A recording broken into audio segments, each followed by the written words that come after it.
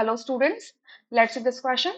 The question says maximum number of electrons in a subshell is given by the expression 4l plus 2, 4l minus 2, 2l plus 1 या फिर 2n square. So एक subshell के अंदर subshells आपकी कौन सी होती हैं? ये आपकी डिफाइंड होती है एल वैल्यू से. एल वैल्यू डिपेंड करती है 0 से लेकर n वाली एक्सप्रेशन पर. ठीक है, इस एक्सप्रेशन पे करते हैं. इस रेंज में जो भी पॉसिबल वैल्यूज है वो सारी एल वैल्यूज को रिप्रेजेंट करेंगे. तो अगर एल की वैल्यू 0 होती है तो उसे उस सबशेल को हम कहते हैं एस सबशेल. अगर एल की वैल्यू आपकी 1 होती है तो पी सबशेल कहते हैं. अगर 2 होती है तो डी कहते हैं, 3 होती है तो एफ कहते हैं, एंड सो ऑन. आप ऐसे आगे बता सकते हो.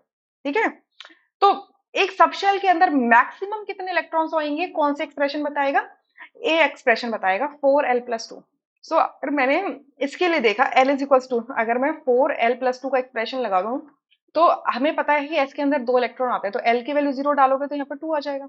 एल की वैल्यू 1 डालोगे तो यहाँ 6 होगा, एल की वैल्यू 2 डालोगे तो यहाँ 8 होगा, एल की वैल्यू यहाँ डालोगे कितनी 3, तो यहाँ पे 14 हो जाएगा. सॉरी, यहाँ पे 10 होगा, 8 नहीं 10 होगा, 10 लिखो यहाँ पर. ठीक है, तो ये बात हमें पता है कि एस सबशेल के अंदर 2 आ सकते हैं, पी सबशेल के अंदर टोटल 6 इलेक्ट्रॉन आते हैं. तो आपका ए एक्सप्रेशन करेक्ट है, रेस्ट एक्सप्रेशंस आपके इनकरेक्ट मार्क हो जाते हैं. I hope you understood this question really very well. Thank you.